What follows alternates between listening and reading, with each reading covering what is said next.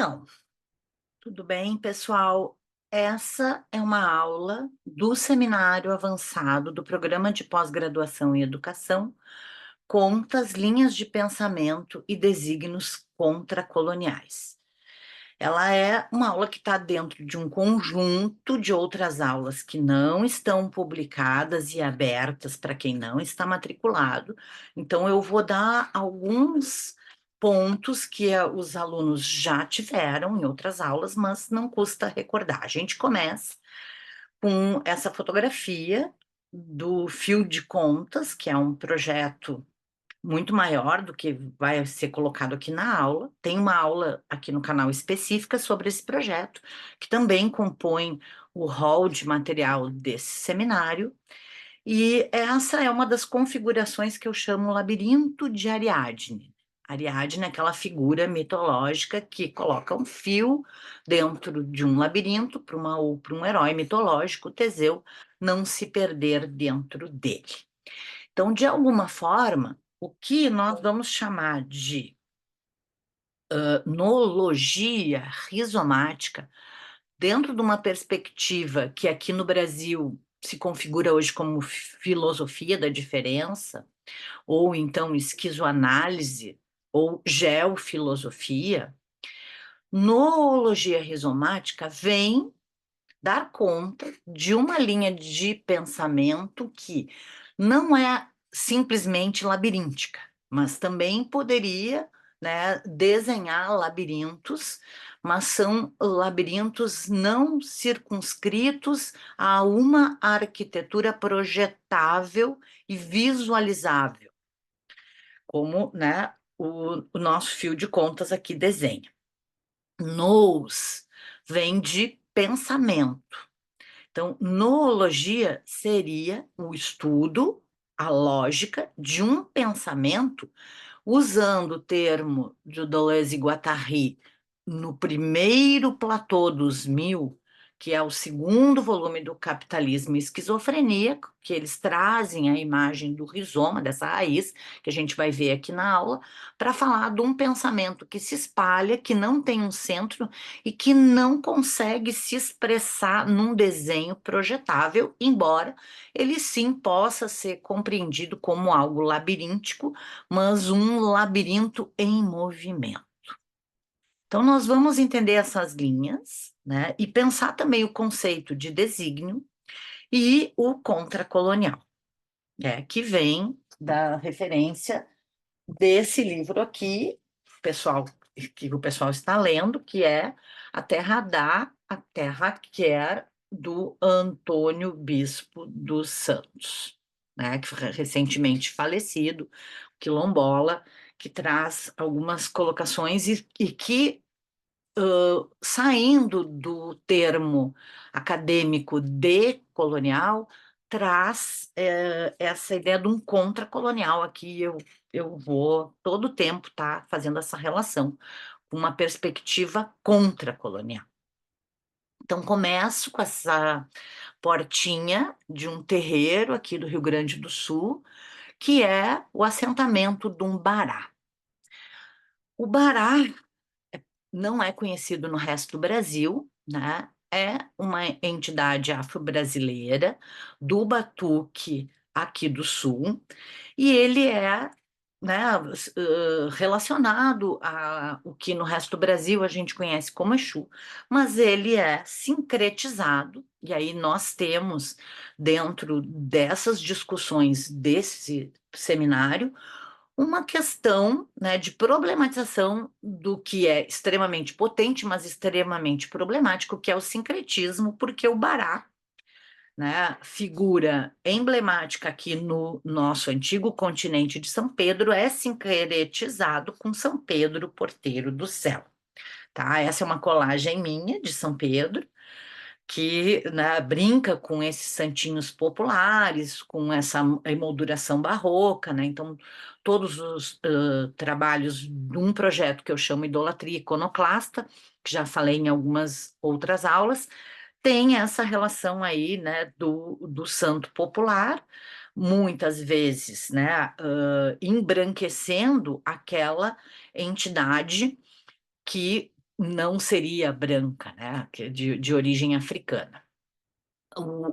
O ferro, eu começo com isso aqui porque na aula que não ficou gravada em aula mesmo, eu estou falando da ferroaria africana, muito superior à de outros povos mais eurocêntricos ou do extremo do Meio Oriente, né, do leste europeu. Então, essa ferroaria africana, ela também passa por um processo de silenciamento, porque todas essas tecnologias africanas, numa perspectiva colonialista, foram silenciadas, abafadas, né, para que se crie essa estereotipia dos povos selvagens e passíveis de serem escravizados.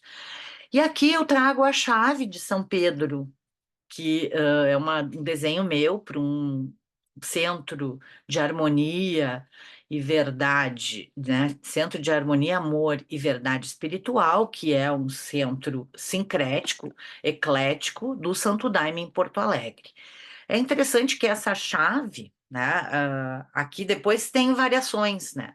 Porque na doutrina sincrética do Santo Daime, o Sol, a Lua e a Estrela, as luminárias, né? E essa estrela pode ser a estrela d'alva, né? São essas figuras celestes que são, né, dentro de uma perspectiva teológica, a própria força astral que está nessa doutrina, que é uma doutrina de espiritualidade imanente, ou seja, né, a força divina é tomada num chá que tem uma raiz e uma folha, que são plantas totalmente diferentes, e esta planta, né, tem dentro do corpo daquele que está apto a participar de um ritual, ela é a mesma, o mesmo chá, o mesmo mistério que vem, né, da Amazônia peruana, que se chama ayahuasca ou asca, mas que vira daime numa relação sincrética no início do século XX, numa visão do mestre Irineu Serra, que encontra a Virgem Nossa Senhora da Conceição, né, olhando a lua. Então, assim, esses astros, esse chá são uma chave para não somente se autoconhecer, porque o Santo Daime, o Ayahuasca, é considerado um enteógeno, ou seja, né, um chá que tem uma força psicoativa e que vai fazer as pessoas se compreenderem, né? Ou, como diria o Aldous Huxley, abrirem as portas da percepção. E o cruzeiro, que é sincretizado com a Santa Cruz de Caravaca, o mestre Irineu Serra era um Rosa Cruz e lia o livro da Santa Cruz de Caravaca, ele tem um simbolismo que é a primeira vinda de Cristo é a carne. Eu estou para gravar uma aula sobre carne para os alunos da disciplina de Laboratório do Corpo na graduação. E a segunda linha desta cruz, né, o vertical, a relação com o espiritual, e essas linhas, um plano de existência, uma vinda da divindade, né, do ser supremo via o vegetal. Então tem todo um mistério muito bonito nessa doutrina, né? O chá não é adequado para qualquer um, tá? Né? A pessoa tem que estar muito preparada para romper com as portas da percepção e viver forças inconscientes, e nem todo mundo está preparado para isso. Por isso, né, dentro da doutrina do Santo Daime, a pessoa só pode participar do ritual depois de uma anamnese, né, e depois de averiguar todas as condições físicas, inclusive. Bom, não é uma aula sobre Santo Daime, mas eu trago aqui porque tem um desígnio, né? E eu entendo que seja via experiência com o Santo Daime, especialmente na doutrina sincrética do mestre Irineu Raimundo Serra, a gente pode vivenciar, experimentar o que filosoficamente, desde os monges né, que depois vão ser chamados de filósofos, porque essa compreensão da palavra filosofia é colonial, é renascentista, mas aquilo que se compreende como imanência. né? A filosofia da diferença, com base em Spinoza, Nietzsche e Deleuze, ela é uma filosofia da imanência. Imanência. Aquilo que estaria num plano virtual, transcendental de pensamento, é imanente a um plano extenso, materializado, concreto, de um estado de coisas mensurável. Não há separação, e aqui eu coloco o Ilequê, porque o Ilequê, né, ou a guia para o filho de santo, tem esta relação daquilo que me coloca com uma força imaterial, mas que se materializa no corpo daquele que tem um bori, daquele que está recebendo o que, né, nas religiões afro-brasileiras seria o santo. Então, receber essas forças que estão no outro plano também é uma vivência de imanência. E a imanência, né, é aquilo que vai estar dentro de um pensamento contra-colonial, de uma linha de pensamento que não é platônica, que não vai colocar uma ideia acima de um estado mundano de coisas. No pensamento platônico, a ideia ela é quase que hierarquicamente superior ao mundano. E numa perspectiva imanente, o que é do mundo é aquilo que produz a própria ideia, um plano de pensamento, assim como o pensamento vai incidir sobre o mundo. Ou seja, há um revezamento, por isso a circularidade entre uma coisa e outra, não há uma separação. Tá? Então, quando a gente diz isso é imanente, isso está intrinsecamente produzindo aquilo, né, aquele objeto. Então, também não há objeto e sujeito, não há uma separação entre quem pensa e aquilo que é pensado.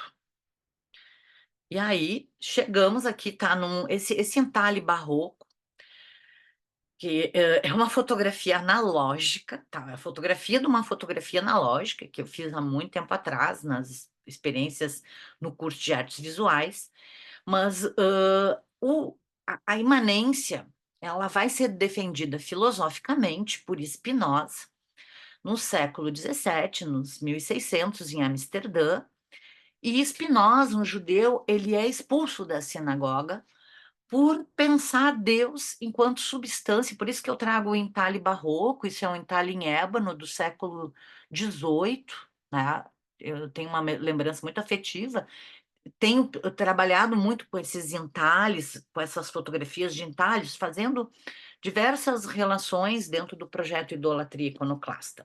Aqui ele está deitado, né, com essas invaginações, com isso que são chamadas volutas, porque é interessante que esses entalhes eles têm, né, uma simetria, aqui a simetria está verticalizada, que traduz aquilo que começa a ser pensado e chegado no empirismo, nos pensadores empiristas, como imanência.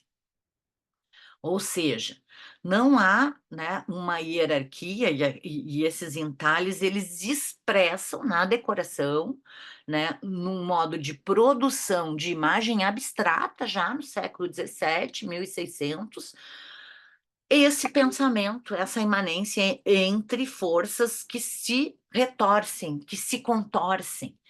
E isso é o auge do colonialismo. Isso é o auge do tráfico escravagista.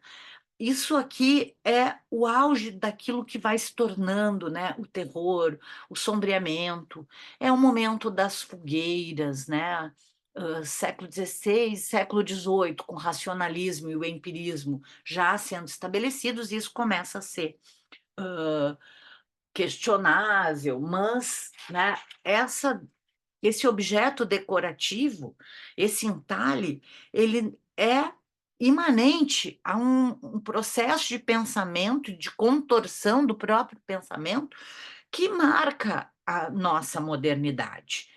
E aí eu brinco aqui, né? Eu vou do entalhe barroco de uma cama que veio da Inglaterra e foi comprada no Porto de Rio Grande, isso aqui é uma cabeceira de uma cama, para o grafismo africano para pensar a ética dos encontros, da ética, que é um livro fundamental para a filosofia da diferença, da ética de Spinoza, né? Sugiro para quem quiser conhecer a ética, a tradução do professor Tomás Tadeu, que foi feita direto do latim a partir de um grande processo de estudos e pesquisa.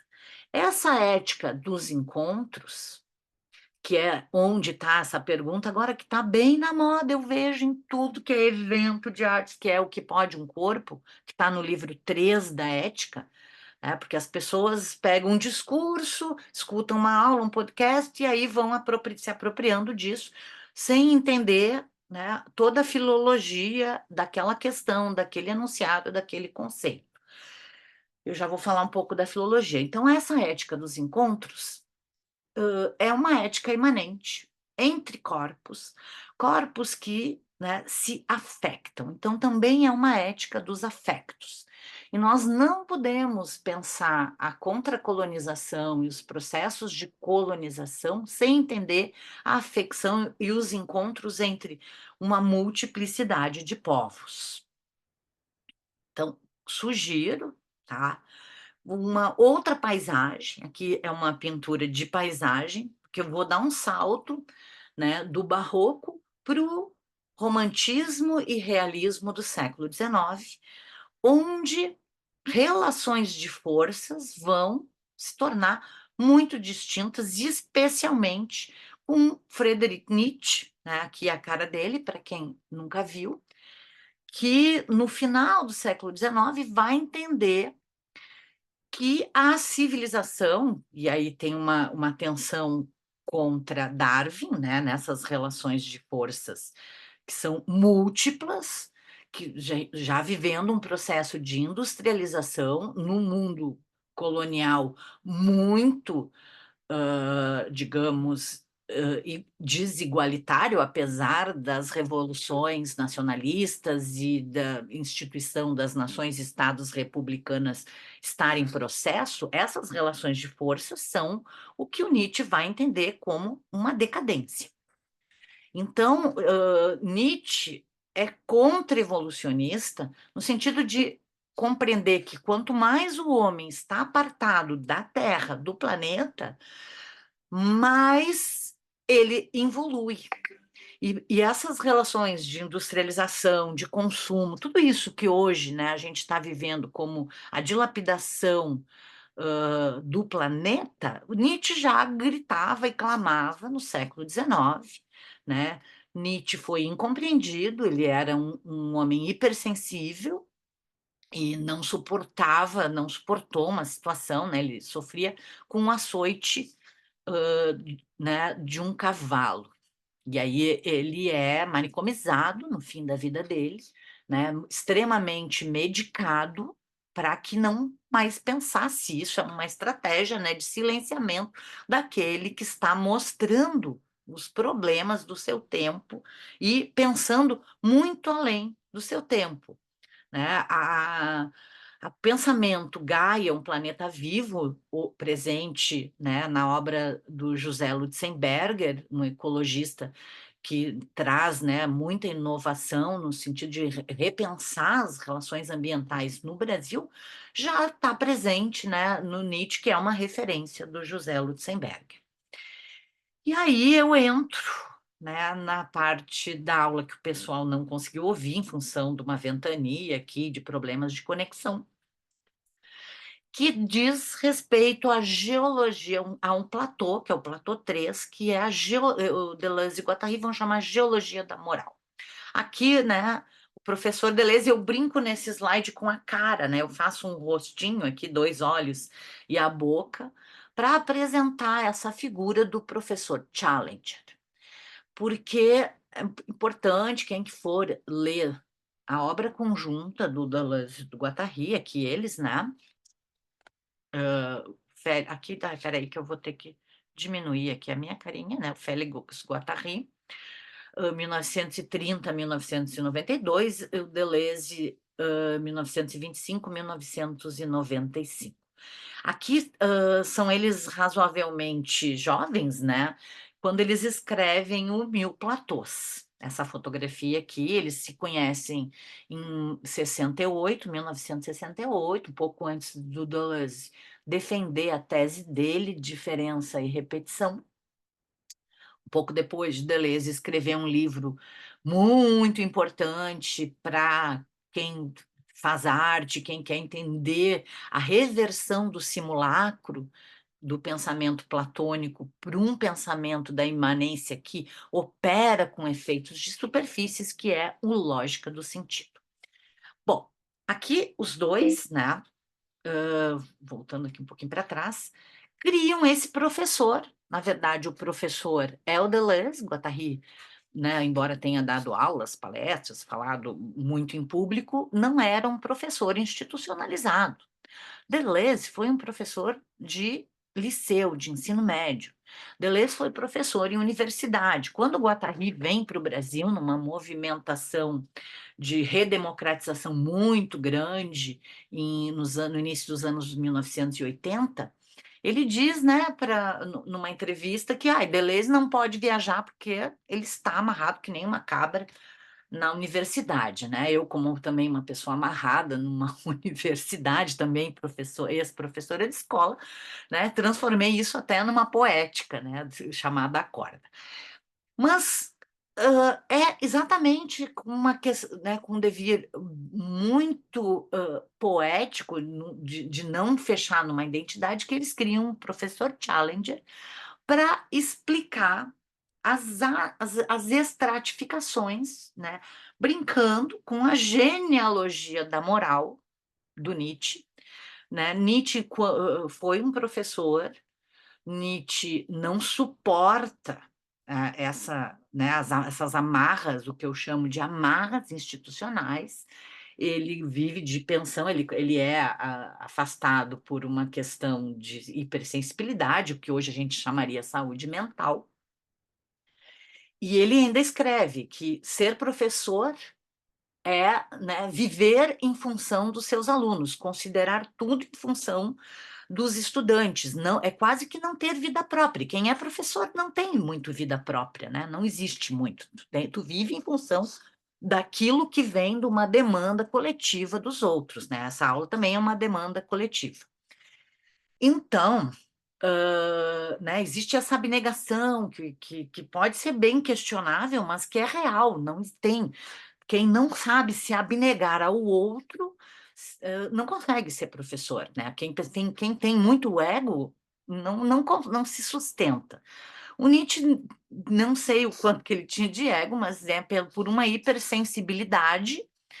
E, né, quando eu estava aprendendo a ser professora, uma vez disseram, tu tem que usar uma armadura, senão tu sai acabado de uma sala de aula, né? Porque tu é exposto de uma forma que nenhum artista, eu sou professor, sou artista, não existe uma exposição tão cruel quanto a da sala de aula, né? O artista está muito mais preservado naquilo que ele expõe do que um professor em sala de aula, especialmente, né, das séries intermediárias do ensino fundamental. Quem passa por um sexto ano, sétimo ano, passa por tudo na vida.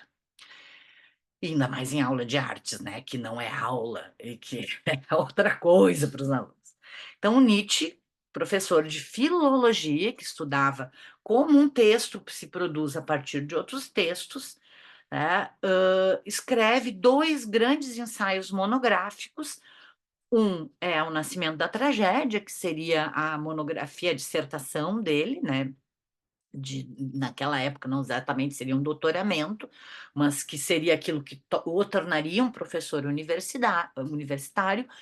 O Nascimento da Tragédia, a gente vai voltar para ele aqui na aula, e a genealogia da moral, que vai mostrar como os conceitos de bem e mal são construídos a partir até de etimologias, né? O bom como o bônus, o mal, o vilão como aquele que está na vila, enfim, é um estudo monográfico muito importante que Deleuze e Guattari trazem revestido poeticamente nessa figura de um professor que começa a dar uma aula e que essa aula vai se transformando em outra coisa, e é uma aula de uma disciplina que ninguém sabe exatamente o que é, e esse professor né, afirmando o devir. Aqui no canal tem uma aula sobre o devir, para quem quiser assistir, eu não vou explicar o devir aqui hoje.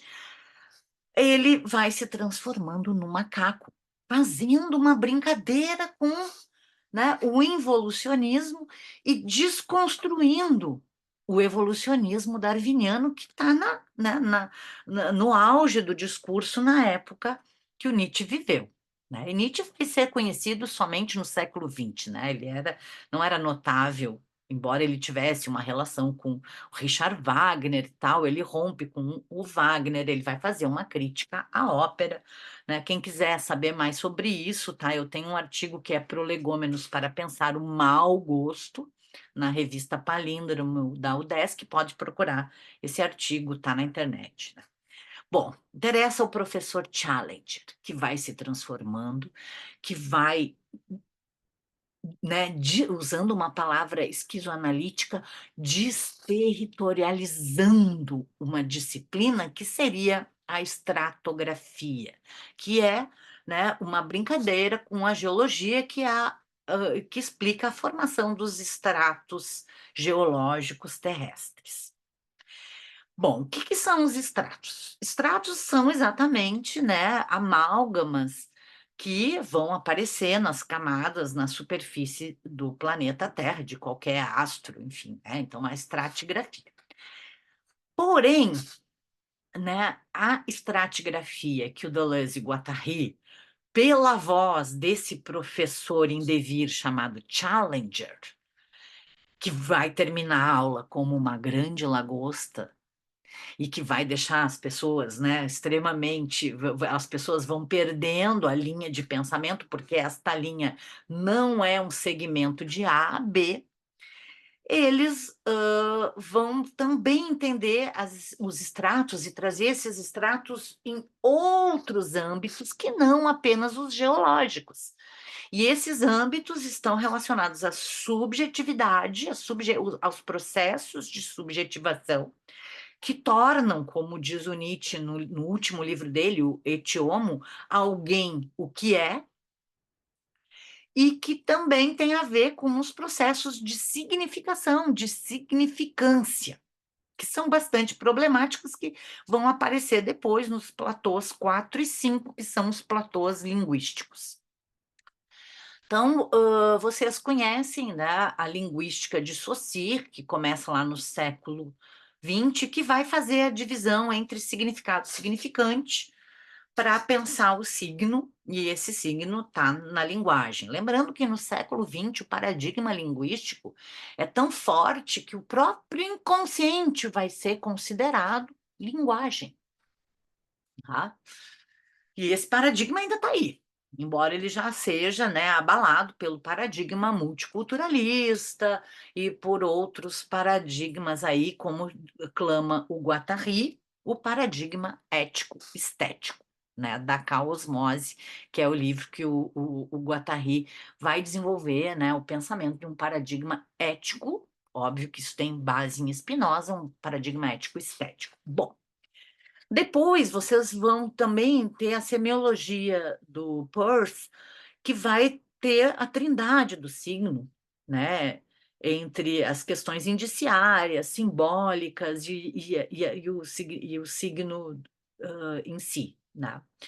Não vou falar aqui das semióticas e das semiologias, mas é interessante saber que para a esquizoanálise para a filosofia da diferença, o signo tem, no mínimo, 4 articulações, e eles partem dos prolegômenos, por uma teoria da linguagem, do Hemschlag, que traz conteúdo, forma, expressão e substância dentro, né, do signo, que eles vão entender que toda a estratificação, sim, né, produz signo. E esse signo, para Deleuze e Guattari, é imanente.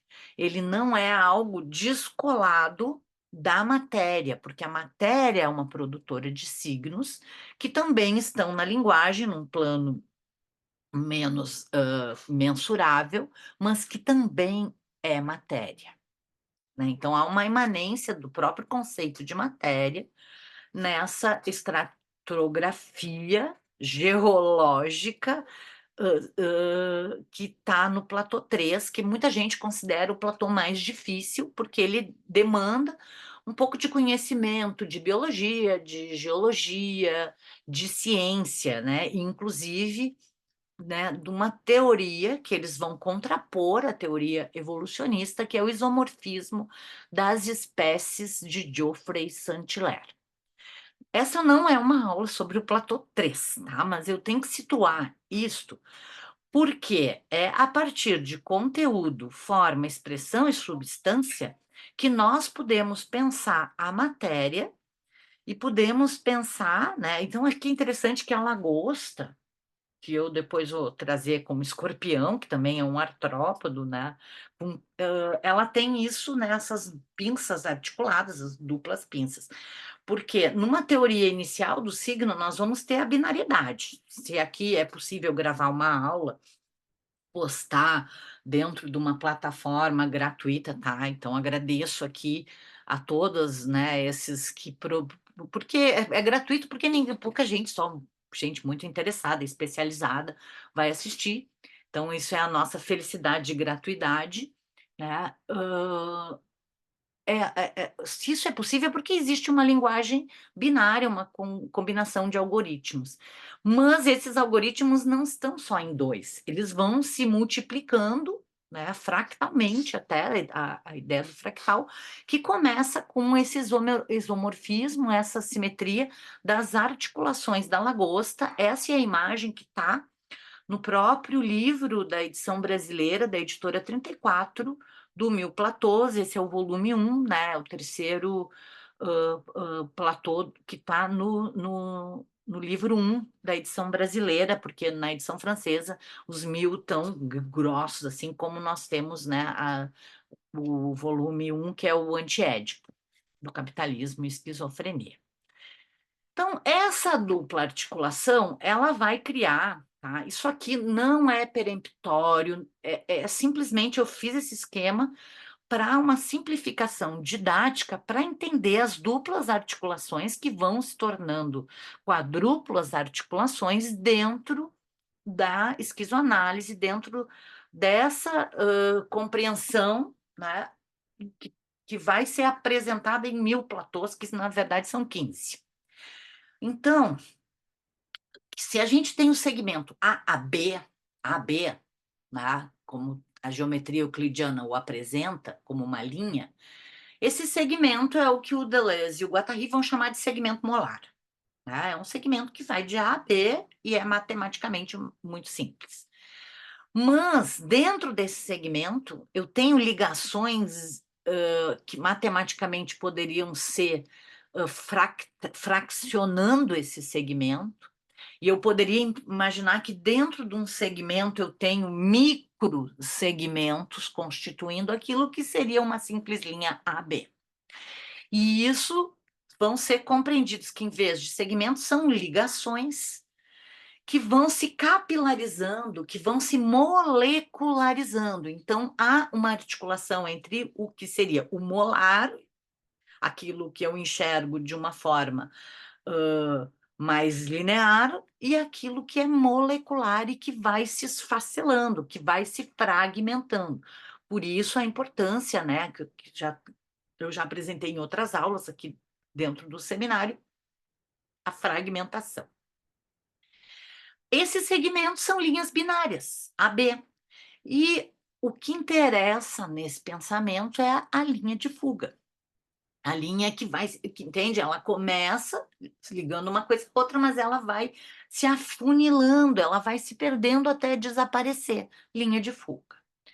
Também há uma contraposição entre a máquina de guerra, nômade, que vem do deserto, que é a catapulta, que vai se investir contra a cidade murada, ou castelo, a fortificação, que no platô 13 vai aparecer. A máquina de guerra é pensada no platô chamado Tratado de Nomadologia, que é o 12, e o aparelho de Estado, que começa com Ur, com a cidade murada, com aquela que tem que guardar os víveres, com a fortificação, é pensado no platô 3. Então, esse aparelho de Estado, ele tem a ver, tem todo um funcionamento, né? Mas ele é quase que o labirinto de Minos, né? O labirinto que vai criar todo um estriamento linear para que os víveres e os recursos sejam resguardados. Enquanto que a máquina de guerra se investe contra o aparelho de Estado para criar fissuras e abrir, né, aqueles recursos que seriam, né, por um devir que está percorrendo o território. Essa dupla articulação está dentro de um conceito de território, né, que é aberto, que não é exatamente um Estado colocado com fronteiras e limites, né, e divisas. Então, o aparelho de Estado ele opera com fronteiras, divisas e limites, enquanto que a máquina de guerra ela está num devir, ela está andando pelo espaço que é liso. Então, no Platô 14, eles vão falar de dois tipos de espaço: o espaço estriado, inclusive pela agricultura, esse espaço linearizado por segmentos, linhas binárias, né, que eu consigo criar em funções AB, BC, CD, né, fazendo um plano quase que cartesiano, eu já vou demonstrar isso aqui, e um espaço liso, que é o espaço do deserto, que é o espaço sem divisas e sem limites. Pode ser também o oceano, esse espaço liso, esse espaço que não tem, né, um estriamento, que não tem uma segmentação, né? Então, o espaço murado, a floresta também é espaço liso, né? Florestas, desertos, oceanos. E aí, os conceitos esquizoanalíticos por excelência: desterritorialização e reterritorialização, né? A linha de fuga é desterritorializadora, a linha, né, binária segmentarizada é reterritorializadora. E o tempo todo não existe só viver, né, de modo sedentário ou só viver de modo nômade. Há um revezamento constante entre essa segmentação e essa, digamos, fuga desterritorializadora. E isso se dá também nos processos subjetivos e isso também se dá na linguagem, né? E eles vão o tempo inteiro demonstrar com muita pragmática como isso acontece em várias instâncias do que o Guattari vai chamar de paisagens existenciais.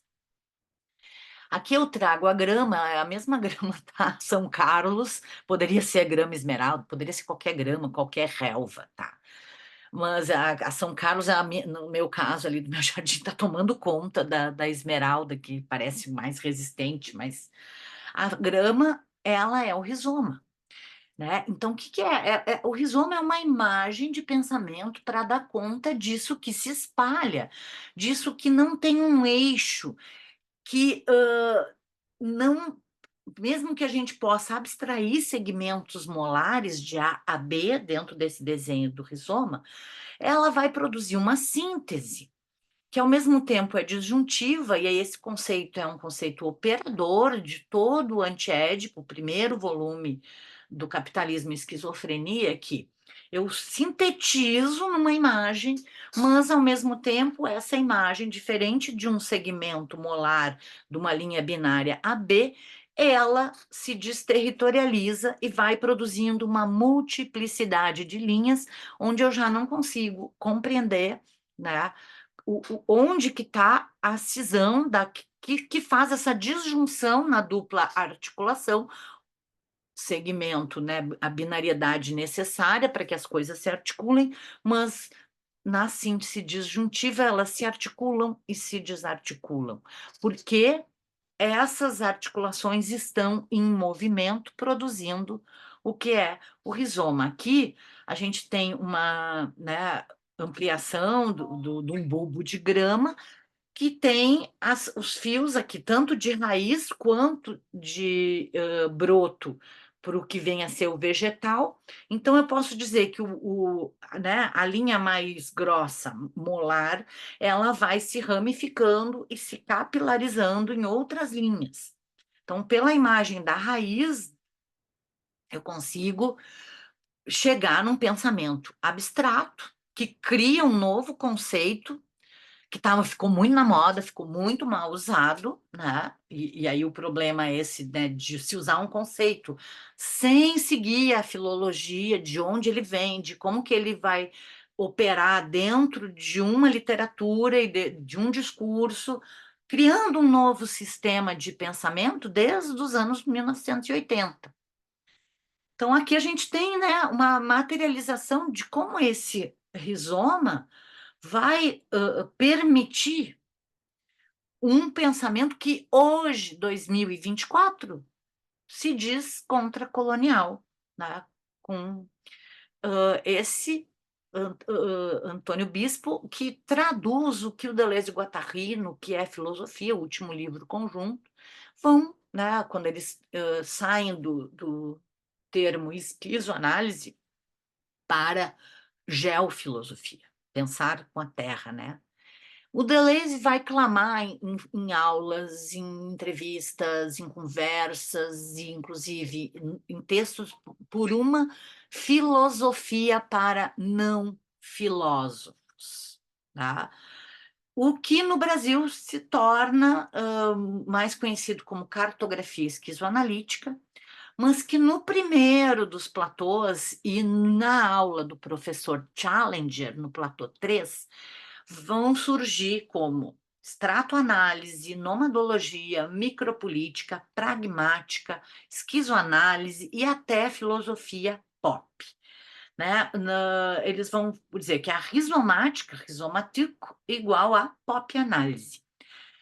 Porque o que eles querem dizer com isso? Que não há uma disciplina que não há aquilo que se institui como a ciência humana, a filosofia, porque eles misturam de tudo, arquitetura, arte, literatura, biologia, geologia, geografia, muitas referências da antropologia, né? A psicanálise nas suas reversões guattarianas, né? Com o conceito de inconsciente maquínico. Então, assim, eu tenho que mostrar esse slide, porque são todos os nomes que eles usam, e não são nomes nenhum, né? Então, por isso que também de chamar de filosofia da diferença traz muito uma questão de confusão com os estudos culturais e com as questões identitárias, que é um problema que a gente tem que repensar, né? Dentro desse horizonte. E aí, quando eu trago lá a paisagem romântica, né? É um horizonte, é um outro horizonte aqui para um novo encontro, né? E até um horizonte que não é, eu trago um horizonte mais crepuscular, né? De uma paisagem que já não é, ela já é hiperbólica, ela não é aquela paisagem luminosa, né? Há uma outra estratificação aqui nessas relações de forças que são rizomáticas, e aí chegamos, né? O que eu poderia colocar aqui, mas sou eu que estou dizendo, uma nologia rizomática. Aqui é um esquema que está no livro Gaia Educação, Arte e Filosofia da Diferença, onde, né, a gente vai apresentar os três caoides da geofilosofia, descritos no livro de Deleuze e Guattari, o que é filosofia, o caoide da arte, da ciência e da filosofia, que estão dentro de uma noosfera que é tanto virtual quanto atual, tá?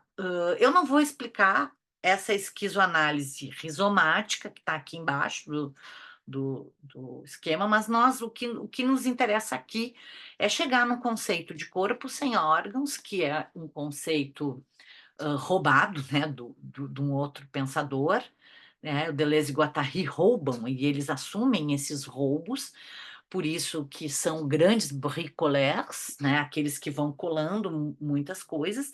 E aqui eu colo um esquema que está no livro Matéria e Memória, do Henri Bergson, para pensar a imanência dentro de um plano movente de experiências que traz as imagens virtuais da memória para a experiência e que vão reterritorializar qualquer experiência a partir desse arsenal de imagens noosféricas que nós temos aqui dentro do nosso corpo, que estratificam o nosso organismo, a nossa subjetivação e a significância, que são os três estratos que nos compõem enquanto, né, viventes, tanto ou mais despersonalizados, quanto mais professor, mais despersonalizado, mais fora da sua imagem, por exemplo. Eu não posso, né, pensar muito aqui, eu estou com a minha imagem, mas eu não consigo olhar esta imagem, porque ela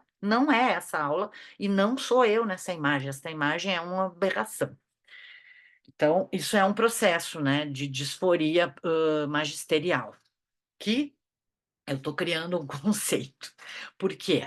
É um pensamento ocupado. Isso aqui é tudo gente pedindo coisa, que está o tempo inteiro. Eu esqueci de silenciar. E é o tempo inteiro assim, né? Alguma coisa tem que ser marcada, alguma coisa tem que ajudar e tal. E isso é o Deleuze amarrado, né?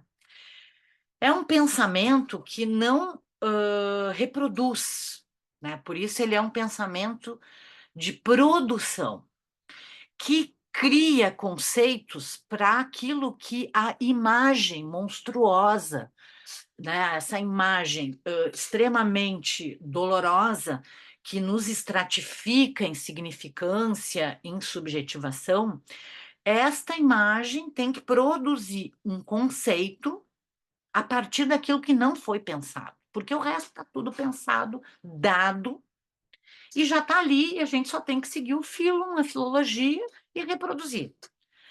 E na geofilosofia, eu tenho que criar, conceber. Por quê? Eu chego num momento de caosmos, caos e cosmos, que eu não tenho onde pisar, tá? E daí não sou eu, né? Porque eu já nem sou mais eu, né? Eu vivo. E então há a ideia do concepto, que é muito presente, não é exatamente aquele conceito, né, o que se clama como pedagogia do conceito, é exatamente para destruir com aquela banalidade do conceito da exposição, do conceito do desfile, do conceito da propaganda, do conceito disseminado numa cultura, né, que no século XX foi chamada cultura de massas, indústria cultural, todos esses termos da teoria crítica, que nesse momento estão extremamente balançados pelas redes sociais, pela rizomatização do pensamento, dos ícones, né? E pela segmentarização absurda dos discursos, né? E dos algoritmos para fechar o que cada um precisaria consumir. É uma outra lógica que prospectivamente, functivamente, dentro de um plano de atualização de dados científicos, né, nos mostra uma fragmentação nunca vista em todo o devir histórico, historiográfico disso que nós chamamos humanidade. Então, esses conceitos que têm, né, vizinhanças, que têm relações de capilaridade, que vão seguir um filo, vocês vão ver que eles têm essa, né, disseminação não centralizada, embora possam existir centros provisórios que se dão num plano de composição mais para a arte, por afectos e pelo que Deleuze e Guattari vão chamar perceptos, que vão transformar os blocos de percepção mais ligados à percepção orgânica no que o Aldous Huxley, por uma experiência com mescalina no livro As Portas da Percepção, vão dizer, não são mais percepções, são perceptos. E eles roubam também esse conceito de perceptos do Huxley a partir de uma experiência psicodélica, onde essa relação matéria, percepção e imagem virtual de pensamento vai se tornando outra coisa. E aí também nós vamos ter conceptos, concepções, né, que são necessárias para que a gente possa atravessar o caosmos que nos rodeia, que tragicamente, né, daí eu já dei essa aula sobre o sentido trágico, não vou entrar nele aqui, mas ele volta, né, que tragicamente nos rodeia. Tudo isso que estamos aqui, temos que viver, por mais difícil e horrível que seja estar aqui vivo. Bom, máquina de vendas eu já tinha prometido, tá? Também está explicada no Gaia Educação. Ela vai produzir um corpo sem órgãos, que é uma derme pictórica, especialmente, né, ela é uterina. Essa máquina de Vênus é clamada por Deleuze e Guattari como algo que está dentro do aparelho de Estado, funcionando como uma máquina de guerra, que é uma máquina de arte.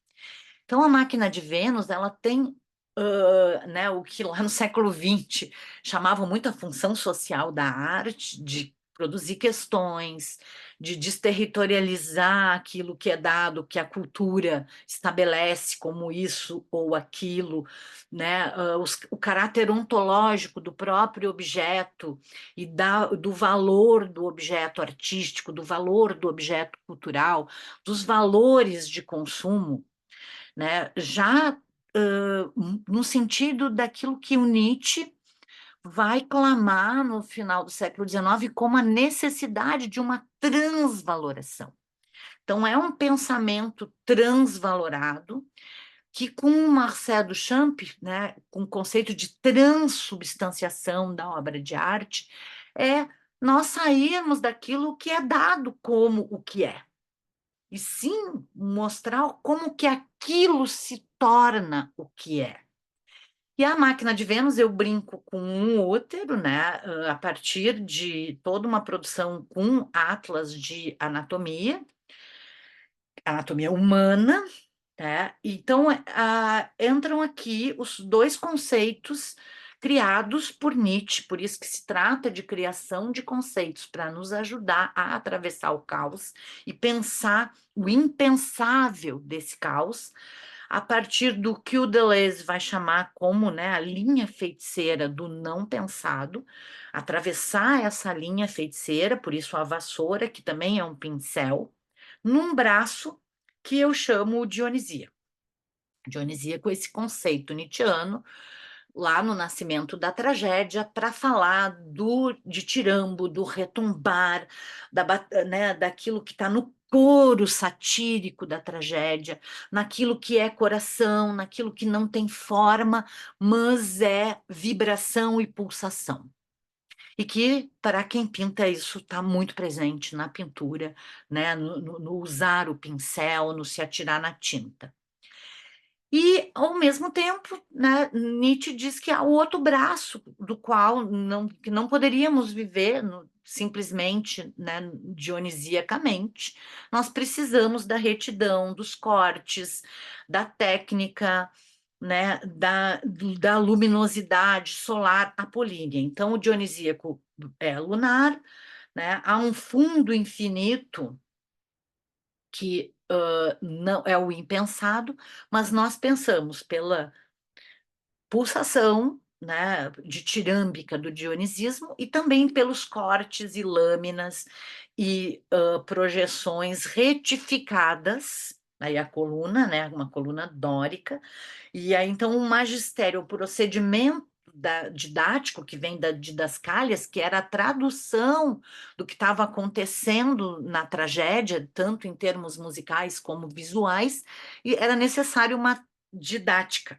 Então, a didática, ela tem um braço apolíneo para lidar com toda essa matéria, né, dionisíaca, que onde está o rizoma, onde estão as ramificações, onde eu não consigo. Então, eu tenho que fazer cortes, né? E isso é um procedimento muito da aula, para poder explicar aquilo que é inaudito e inexplicável. E que vai produzir tanto apolíneamente como dionisiacamente. O que a gente vai aprender, alguns já aprenderam, mas eu vou ter que repetir, porque também está na boca do povo, também está sendo usado de qualquer jeito, o corpo sem órgãos. A máquina de Vênus, essas dobras, tá? Esse aqui é um esquema, um desenho do Deleuze, que está no livro Foucault, de 1985, que explica as estratificações. Então, a linha feiticeira é essa linha que cria essa invaginação, essa dobra ali, o número 4, que é, né, a zona de subjetivação.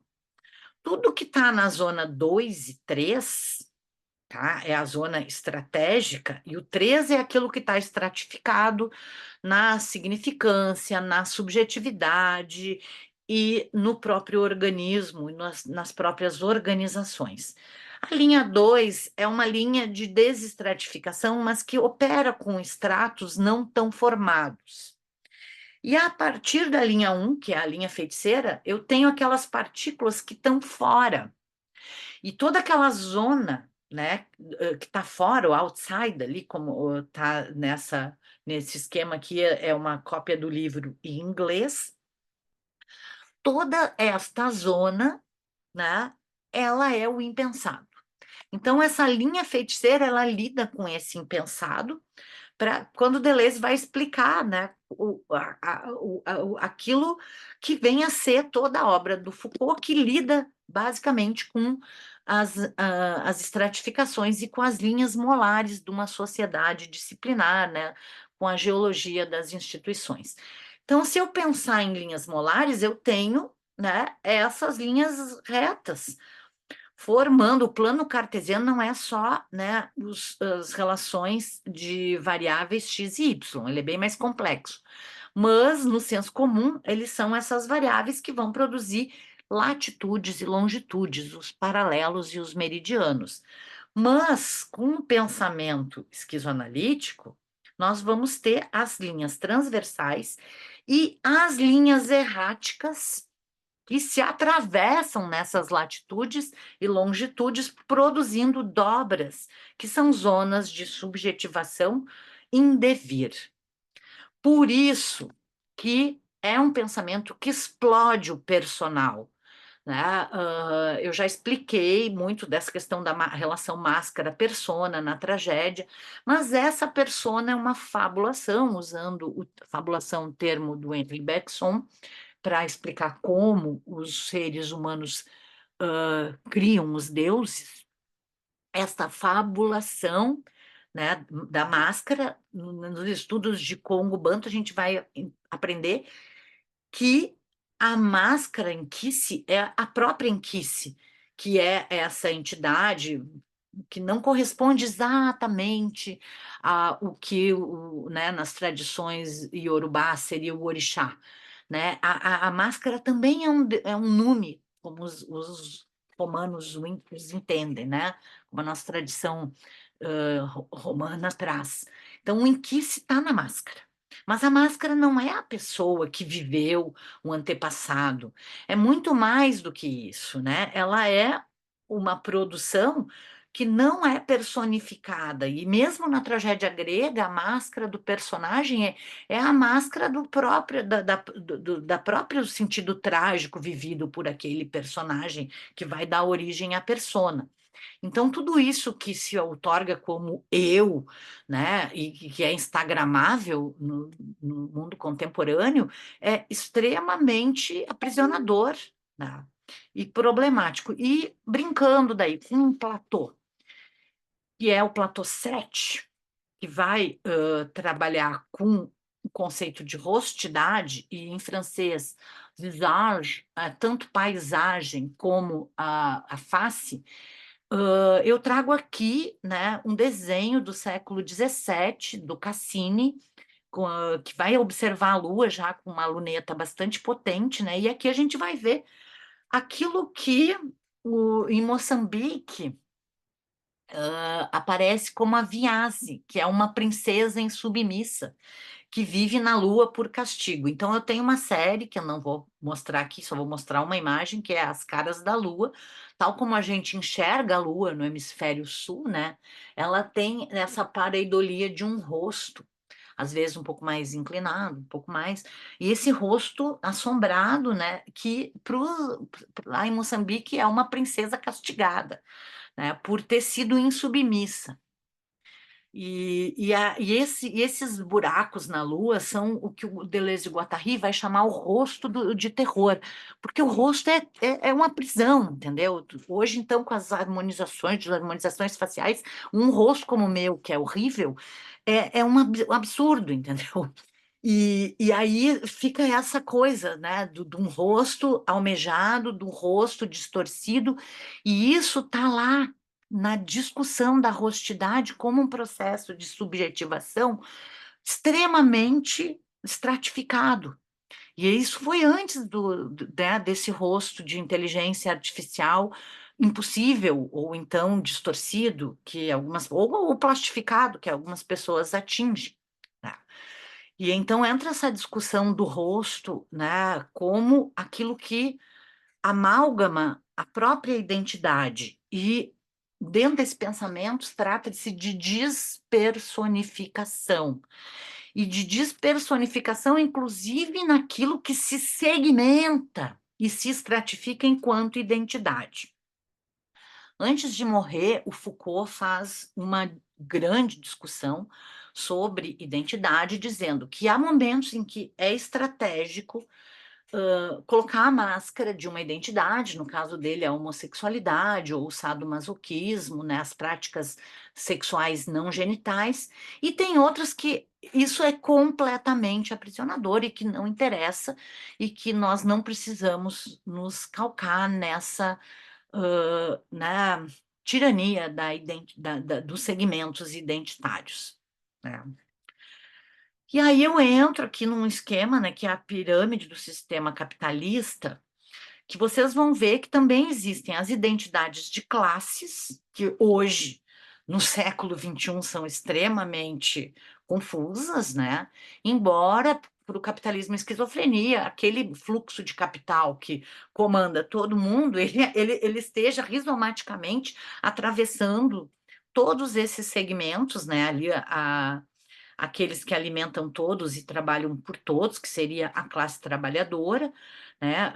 Hoje, isso, né, a aristocracia, por exemplo, né, também já existem muitos poucos aristocratas, alguns até endividados, enfim, o clero também é muito confuso, o próprio, né, a categoria classe militar, que também a gente poderia pensar nos Shudras das tradições hindus, né, que são castas que também hoje estão bem confusas, embora ainda lá existam, né, essas castas mais definidas, né?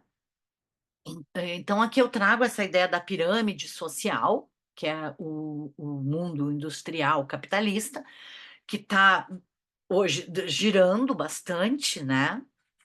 Embora ainda existam aqueles, né, que estão desfavorecidos, mas isso é uma imagem do século XIX que cria identidades de classe que são muito válidas, né, para se pensar decolonialmente, mas que hoje não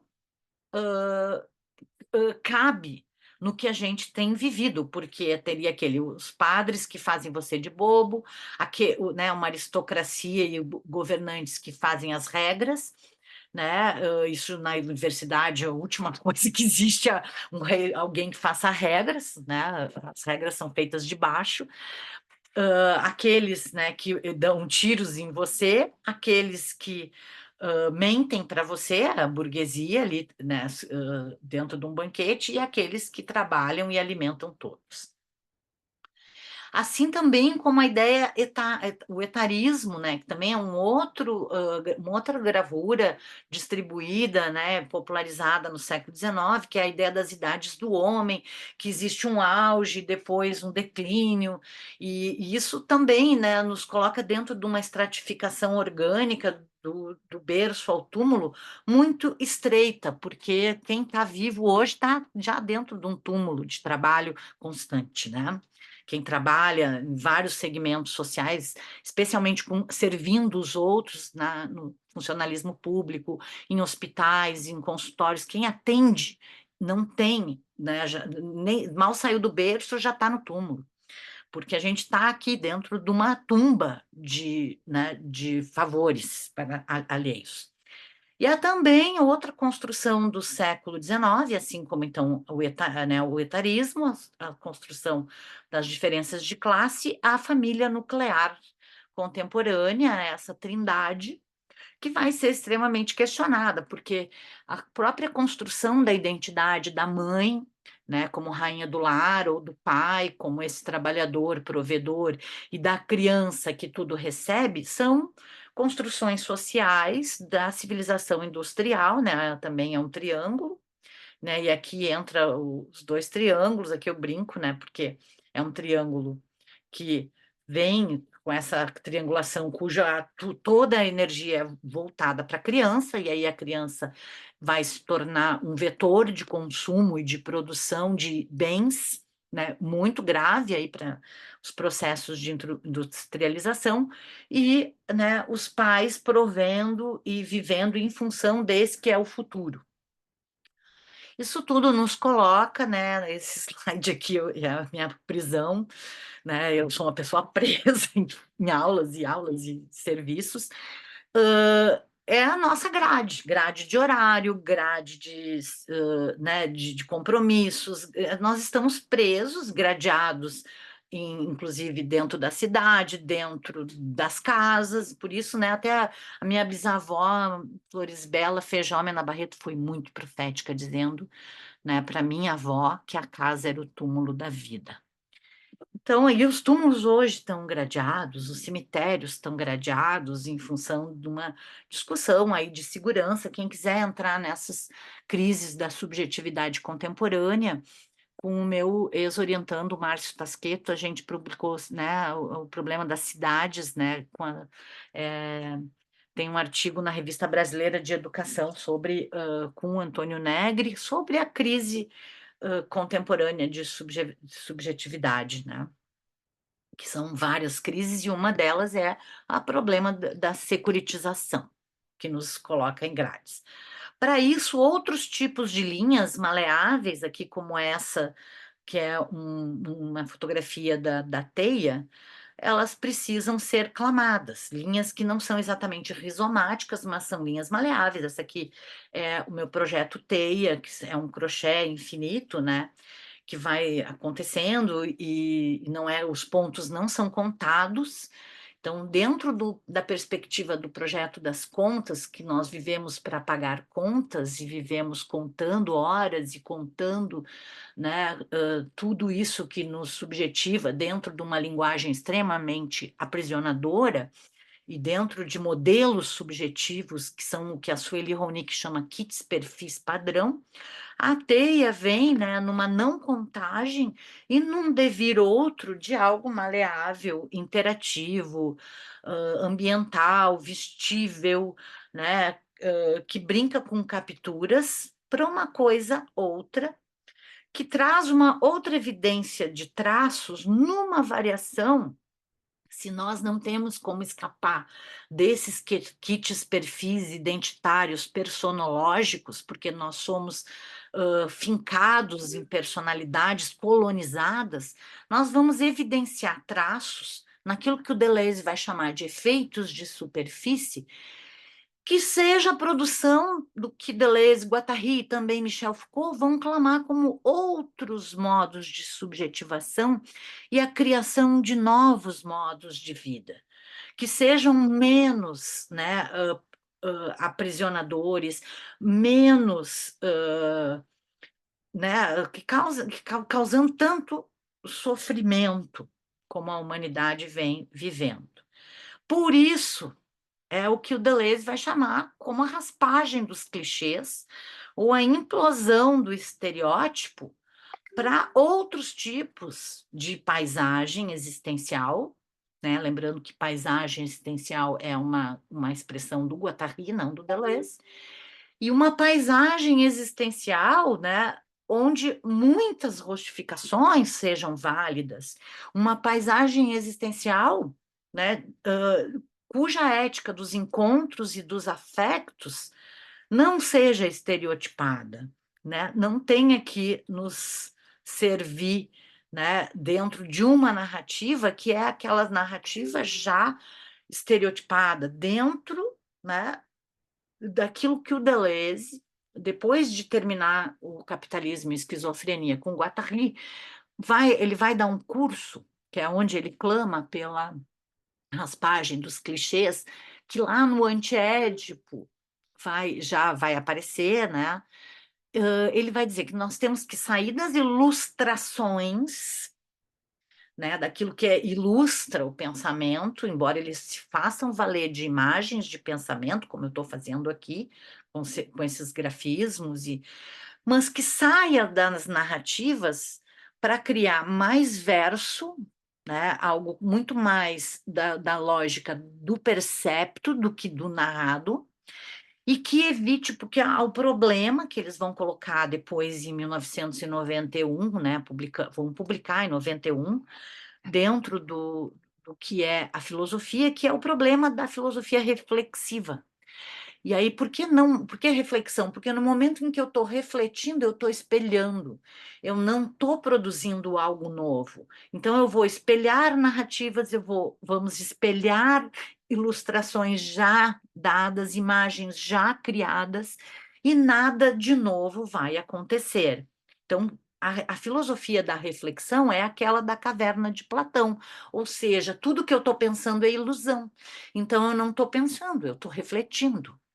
E para pensar num exercício muito difícil, que é enfrentar a linha feiticeira, enfrentar aquilo que seria da ordem trágica do inconsciente maquínico. Ai, me olhei.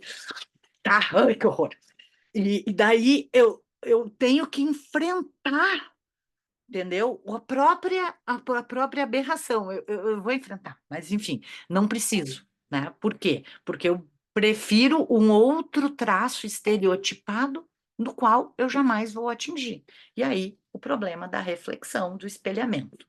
Por isso, o Eduardo Viveiro de Castros, ele disse assim, se o Deleuze e o Guattari produziram o antiédipo, nós temos que, especialmente no Brasil, pensar com o Antinarciso, que é um livro que ele pensa em escrever e não escreve, mas ele anuncia num livro bem interessante, que é o Metafísicas Canibais, que tem aqui, de alguma forma, né, a gente está atravessado aqui não apenas pela Terra dá, Terra quer, pela metafísica canibal do Eduardo Viveiro de Castro, que é um antropólogo. Esse desenho do Patanjali, tá? Eu coloquei aqui, fiz uma relação sincrética doida do Patanjali com o antinarciso, que o Patanjali é uma serpente de muitas cabeças que escreve, tá? Provavelmente 2000 antes de Cristo, por ali, ninguém sabe a data certa, o Yoga Sutra, que traz via sutras, né, em sânscrito. Os sutras são quase axiomas, aforismos, mas são muito parecidos com os axiomas, né, da filosofia ocidental, que são aquelas máximas que depois requerem alguns escolhos e comentários para que sejam traduzidos né, e pensados dentro do nosso senso comum e dentro dos contextos de cada um que se depara com aquela verdade, né, dentro dessa perspectiva extremamente algo questionável,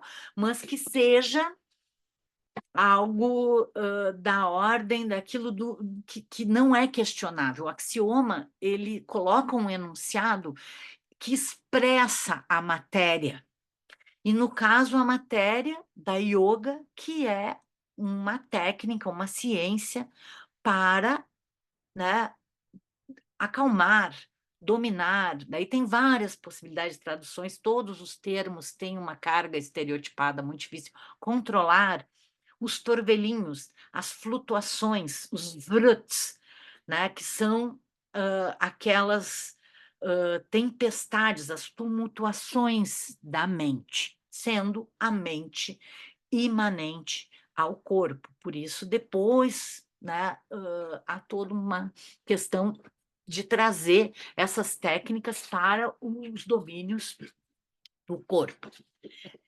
Então, tá? O Patanjali, essa serpente de mil cabeças, tem uma iconografia fantástica, né? Eu que sou uma estudiosa, apaixonada por iconografia, por mim só trabalharia com isso. se eu pudesse, mas, enfim, tá? Aqui ele já é as cinco cabeças. Isso aqui é uma recriação, né, de algumas referências iconográficas que eu encontrei na rede. E então ele escreve e, ao mesmo tempo, né, esse é um conhecimento de tradição oral que não tem nada a ver com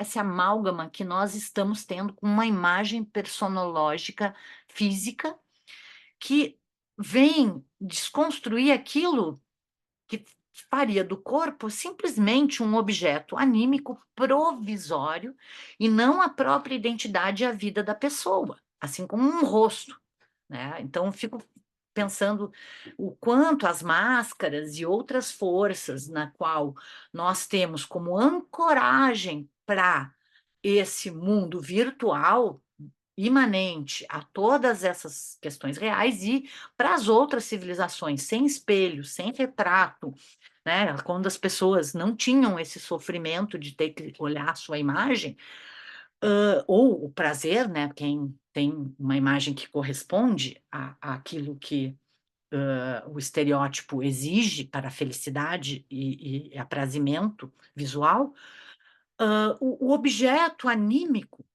ele é só uma ancoragem, que não tem nada a ver com aquele corpo que ancora aquele estereótipo. Então, um objeto anímico, que também é conhecido por fetiche, é uma estratégia de produzir ritualisticamente, porque lembro, tá? Já falei isso em outras aulas, o conceito de arte greco-romano, ocidental, eurocêntrico, não existe. Tá? A arte é um plano de pensamento extremamente academicizado, e o que existe são forças, relações de forças que sim, né, imbuem a determinados objetos, é que vou pegar a determinados objetos, essa aqui é da Sobral, né, das resinas Sobral, forças, né, extremamente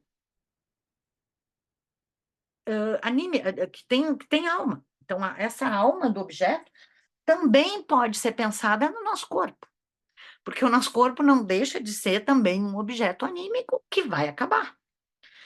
E Deleuze e Guattari, por isso, pensam, né, aqui já uma imagem do projeto do Fio de Contas, do projeto Contas, na confluência dos povos, porque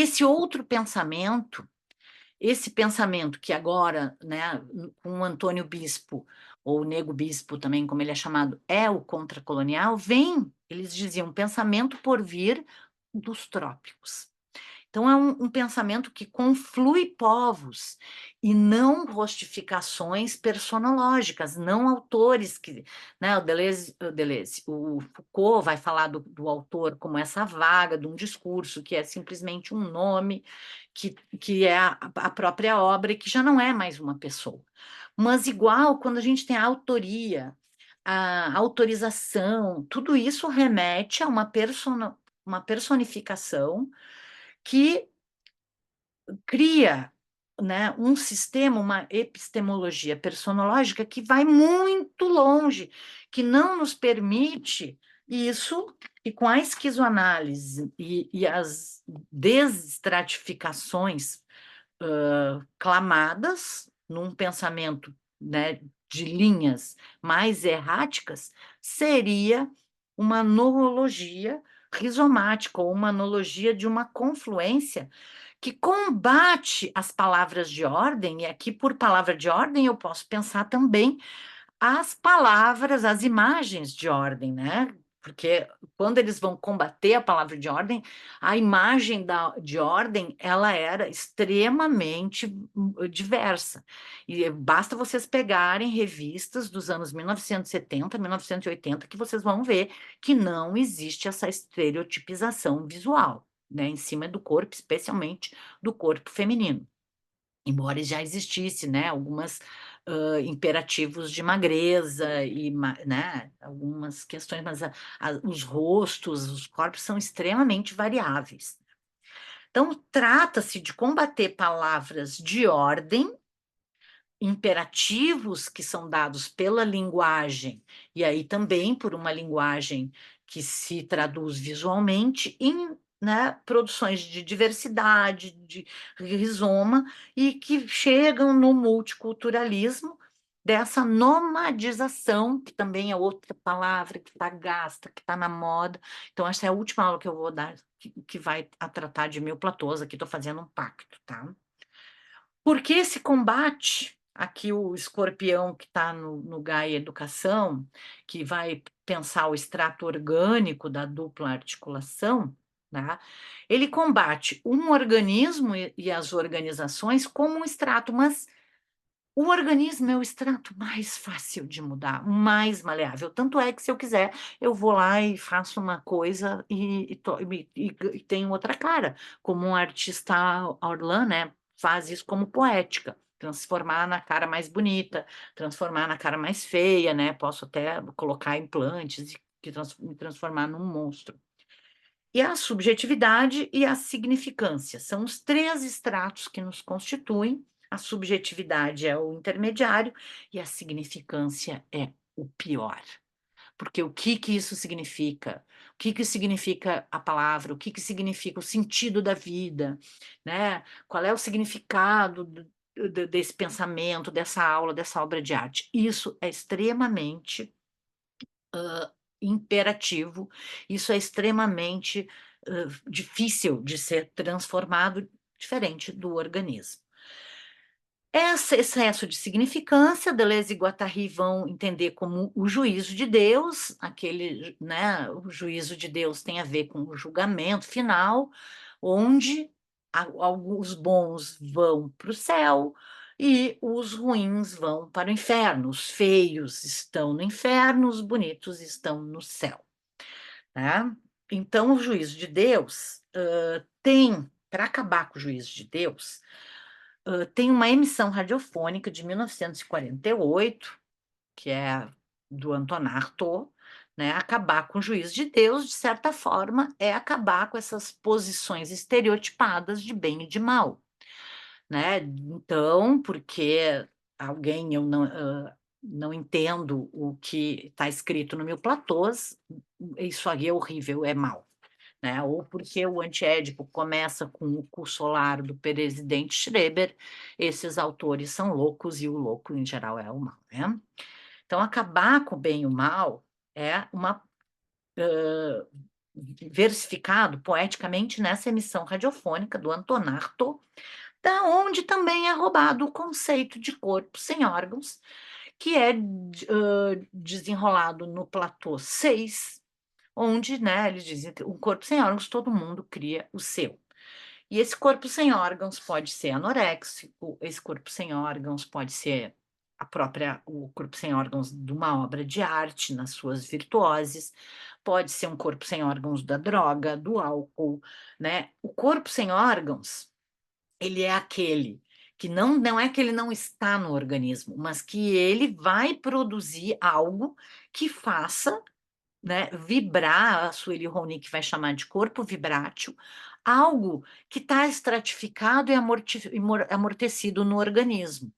Então, no túmulo orgânico da vida, no túmulo doméstico da vida, eu só consigo viver se eu criar um corpo sem órgãos. E esse corpo sem órgãos está no entre, no intermédio, nas relações entre as coisas amalgamadas, estratificadas. Embora ele também seja considerado um extrato, porque a própria Terra, corpo, Gaia, também é um corpo sem órgãos. E eles vão chamar a Gaia de a molécula gigante. Então, nós temos que criar corpos sem. A tarefa da saúde, a grande saúde, como diz Nietzsche, a partir das proposições e axiomas esquizoanalíticos, é criar um corpo sem órgãos. O que, com Deleuze, a partir dos textos de Artaud, vai aparecer, né, como o que seria a anarquia coroada.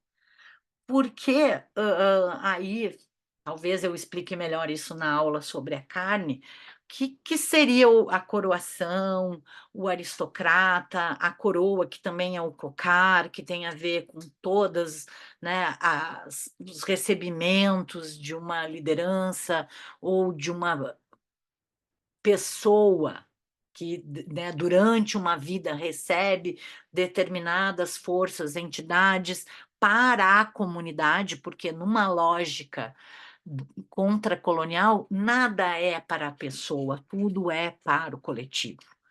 A anarquia coroada tem a ver, né, com esse paradoxo que o Arthur vai explorar, daquilo que não tem um governo, a ideia anárquica de autogerência e sustentabilidade coletiva, com essa força recebida, né, dentro de um corpo, dentro de uma cabeça, que é uma força corporificada. Essa imagem é de uma série fotográfica chamada Pregas, que eu expus numa das mostras virtuais do projeto Ars Sexualis. Quem quiser conhecer, procure o site do Ars Sexualis, que é um projeto coletivo, né, envolve professores, mas especialmente discentes, que na época eram de graduação, depois, agora hoje estão todos na pós-graduação e provavelmente serão docentes, né, em universidades, que é essa questão da corporificação. Tá? Essa anarquia coroada está corporificada num outro modo de vida que cria corpos sem órgãos não doentes, né? Não que, embora existam patos, mas não é um patológico, adoecido, amortecido, daquilo que o Deleuze vai dizer os cadáveres vivos, né? Os mortos-vivos desse mundo que nos coloca dentro de uma subjetividade tumular doméstica, institucional doméstica. E aí entra o conceito de desígnio, né, que tem a ver com o signo, como eu desenho, né, uma dos livros de referência do seminário é a coletânea organizada pela Edith Derdick, que faz a relação desenho, desígnio, desenho, né? E esse desígnio tem um signo, que é esse signo material que nós clamamos pelo signo sem juízo, né, mas sim com justiça, né, e o Deleuze vai fazer a diferença entre a justiça e o juízo, que não é julgado, mas que é justificado. Então, tem uma diferença entre a justiça e o juízo. E é um signo que é imanente, que é esquizo no sentido da quadripla articulação nas suas relações, e que se desenha, e por isso se coloca em novas imagens, que são imagens poéticas, artísticas, que não as estereotipadas e rostificadas, infelizmente ainda. Será que eu podia dar aula sem câmera? Mas aí fica estranho, sei lá, não sei. E aí o desígnio é interessante que ele está na consideração.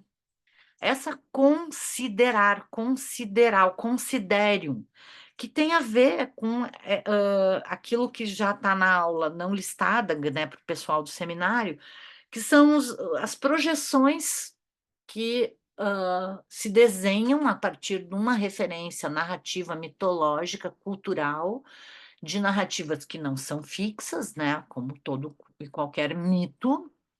E aí a gente opera muito no conceito de mito de Roland Barthes, das mitologias bartesianas, que vão trazer essa questão do signo mítico, né, numa semiologia do mundo moderno, especialmente, né, ele pensa isso tudo no século XX, mas pensar que esses signos, essas linhas que são abstratas, entre os pontos luminosos enxergados de um ponto de vista humano na Terra, e a maioria, né, das cartas celestes as primeiras traduzem a visão no hemisfério norte.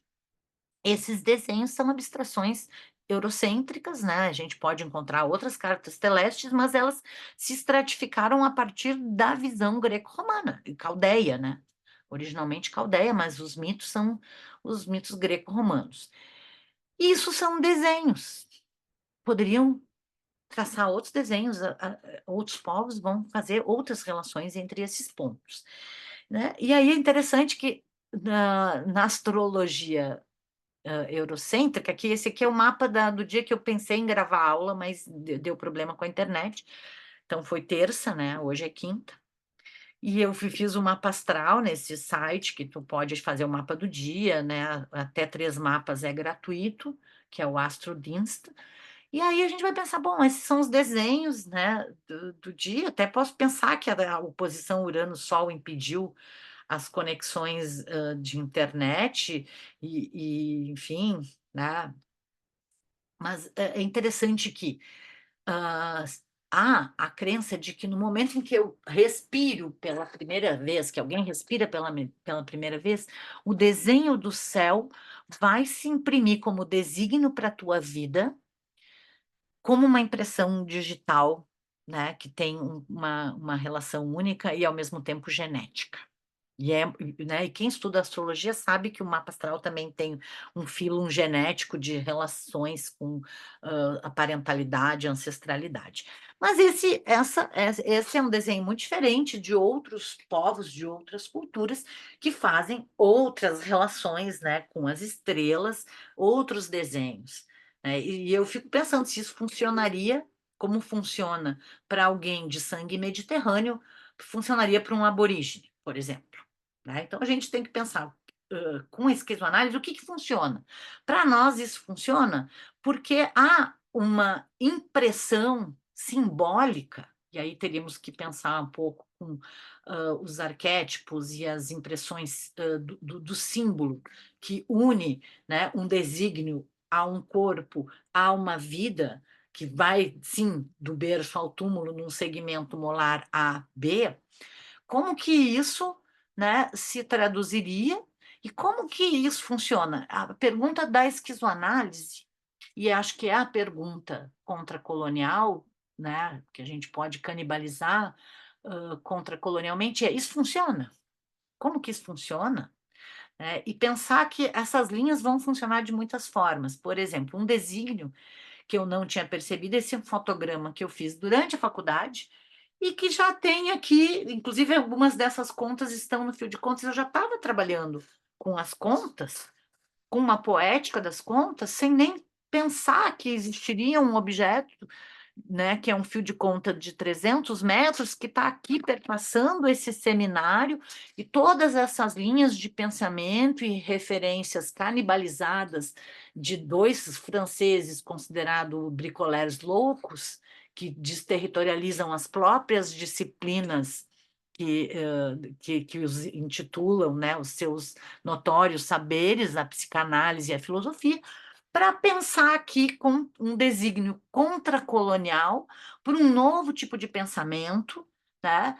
E pensar dentro das multiplicidades, da multiplicidade, que é um conceito chave para a esquizoanálise, com esse infinito aléfico, tá? Lembrando o conto do Jorge Luis Borges, o Aleph, num porão Aleph, e aqui é a letra hebraica Aleph, que vai se tornar um vetor de todas as coisas vividas, criadas, numa visão caleidoscópica, que o conto traduz parcialmente. Então, peço que vocês leiam o conto O Aleph, do Jorge Luis Borges, para a gente retomar depois nas outras aulas.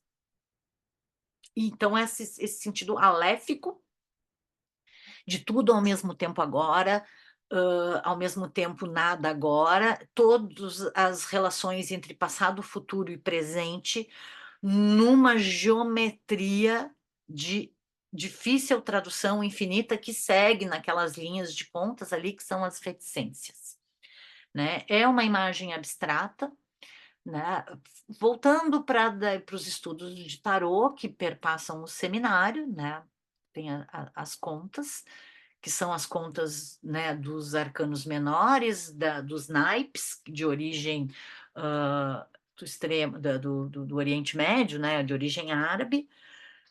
Como que isso se traduz, né, no que eu vou chamar ali do que é um coletivo de artistas, que é a varrida contracolonial, né? Pensando a vassoura como a língua dionisíaca que varre todos os conceitos já pensados numa bricolagem aqui, né, com com esse imperativo que hoje, muito mais do que pela palavra, se dá via o olho, via a imagem, né? A imagem recortada, a imagem mal recortada, que é uma varrida para se pensar mesmo a fragmentação via procedimento das bricolagens analógicas, né? Essas aqui são as aglutinações de colagens analógicas que eu fiz durante a defesa para a defesa da minha tese, ou essa colagem que trabalha com as margens, né? Para a gente pensar várias questões entre o bem e o mal,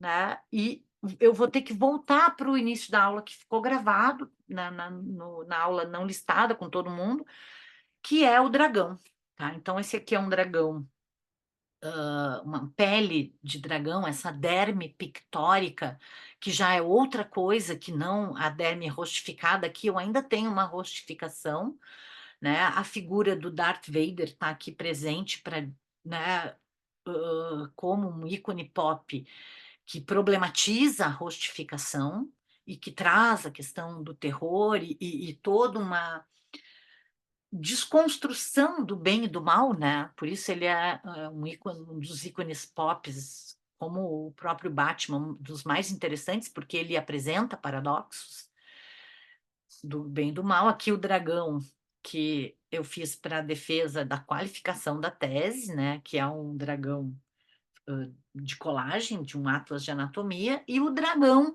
que a gente começou a aula, que está já gravada, não listada, que é o dragão com todas as características. Imagina, eu desenhei esse dragão em 2002 para mostrar os elementos que apareciam nas figuras do mal na indústria do entretenimento, né? Numa proposta de tese que era muito fácil e por isso não foi defendida, mas não ficou como a tese final, que daí veio a ser, né, a Gaia Geofilosofia ou a Gaia Educação, que era que toda figura do mal tinha um traço animal e que o dragão, como figura heteróclita, estereotipada, amalgamada, né, por todo um contexto social, traduz,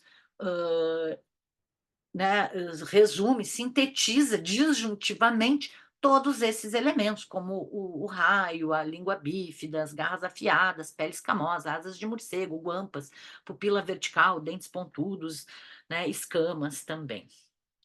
E aqui, né, as aulas que trabalharam com a Teiuniaguá, Salamanca do Jaral, que é uma figura desterritorializadora, que, né, não tem nenhuma amálgama de beleza, de feiura, ela é princesa, ela é bruxa, ela é velha, ela é moça, ela é animal, ela é humana, ela é uma gruta, ela é uma fumaça, né? Ela passa pela figura da lagarta, e aqui então o desenvolvimento do dragão do ovo, imagem escolhida por Deleuze e Guattari para o corpo sem órgãos, até essa figura controversa, mitológica e tão pop que é o dragão.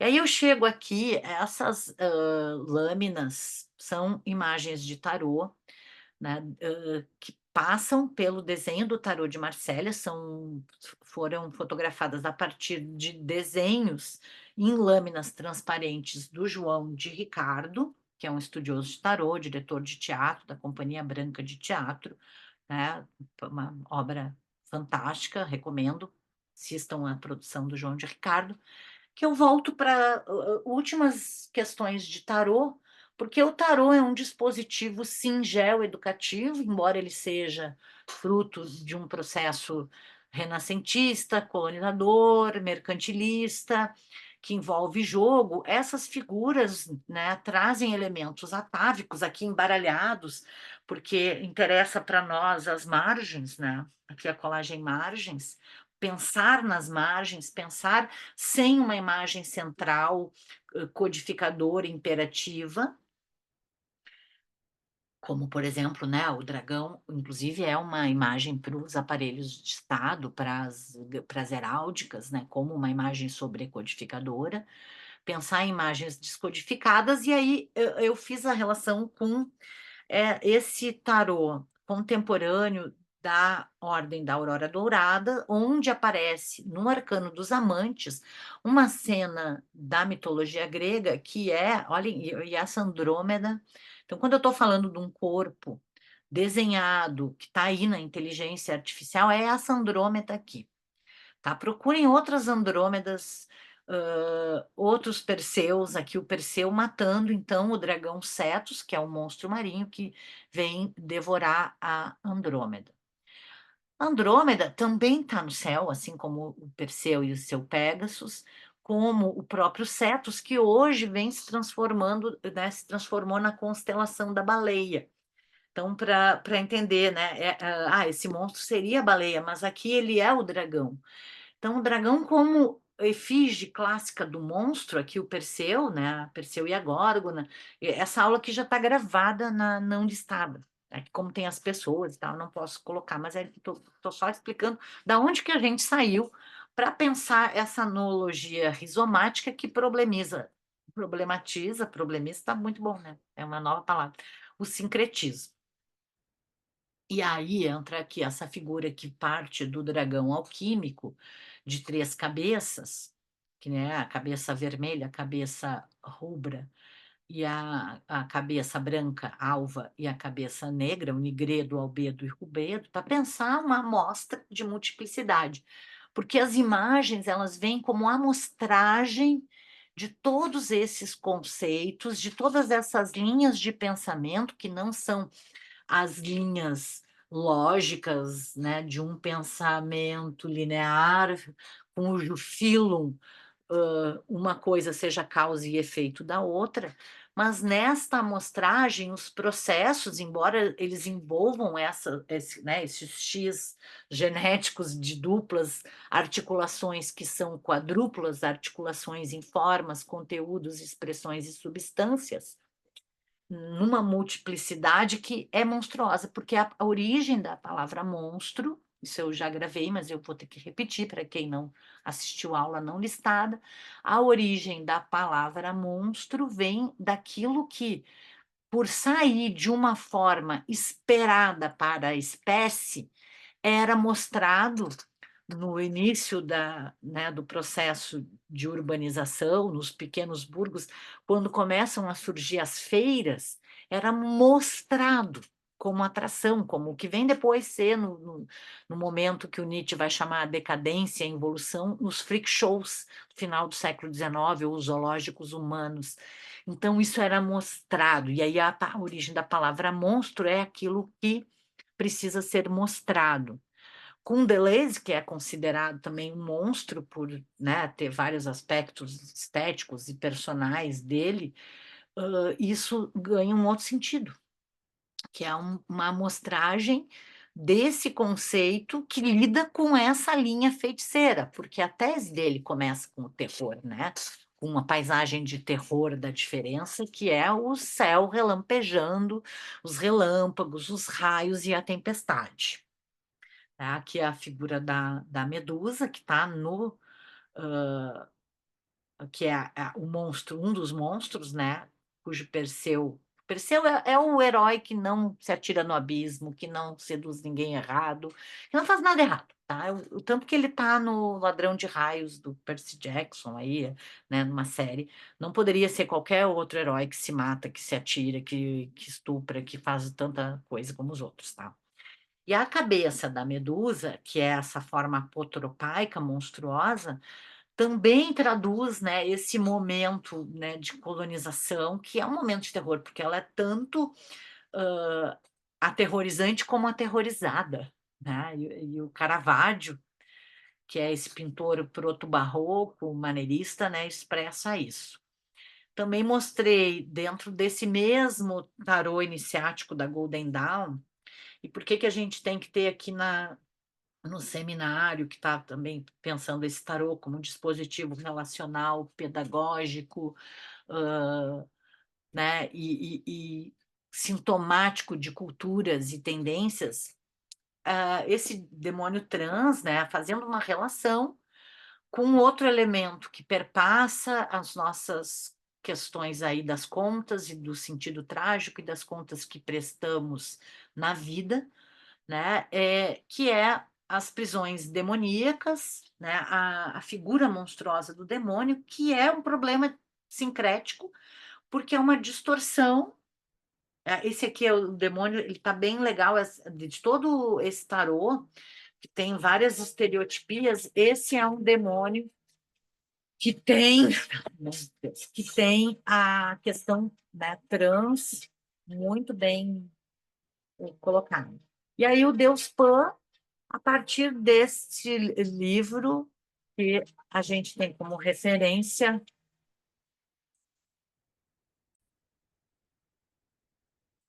Peço desculpas aí, tá? Impossível, tá? Eu não estou tendo paz nem para gravar uma aula.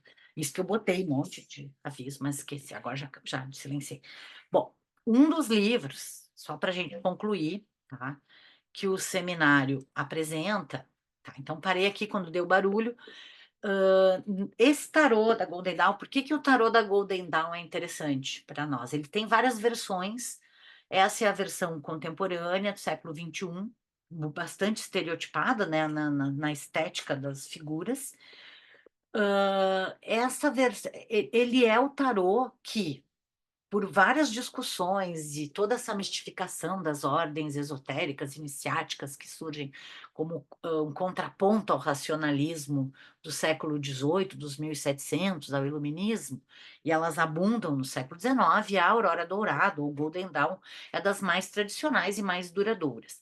É a partir de uma revisão do tarô, e aí o tarô tem toda uma mistificação com o Egito, né? Daí tem as aulas de história do tarô, que eu não vou entrar aqui, mas é a partir desse tarô, da confecção do tarô Golden Dawn, que vai a surgir o tarô do Crowley e o tarô da Pamela Smith, do Arthur Edward White, que estão aqui, né, que são as referências até para a produção poética dos trabalhos do seminário.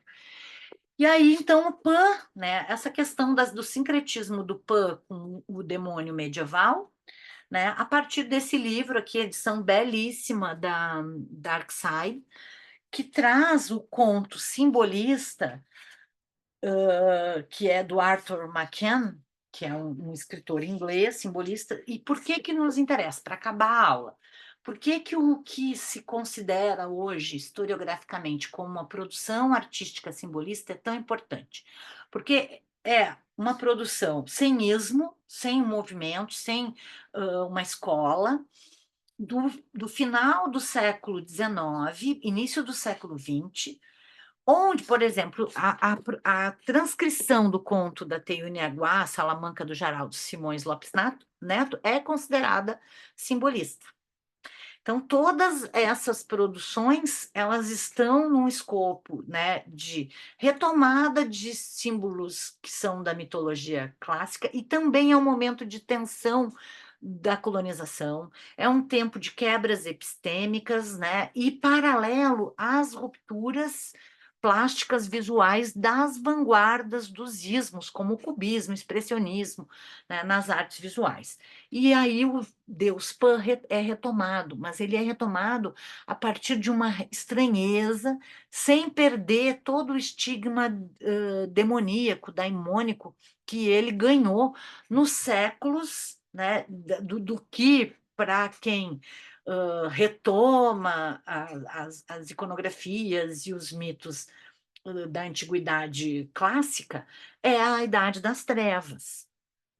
Então, por que que eu trago? Porque, agora vocês vão ver que isso aqui está no livro Linhas de Escrita, esse texto, vem de uma defesa de uma geoeducação, que envolve, então, para terminar a aula, né? E aí vocês podem procurar o Tópicos para uma Geoeducação, que mais tarde eu vou preferir chamar de Gaia Educação, né? Gaia, com o seu sentido de alegria.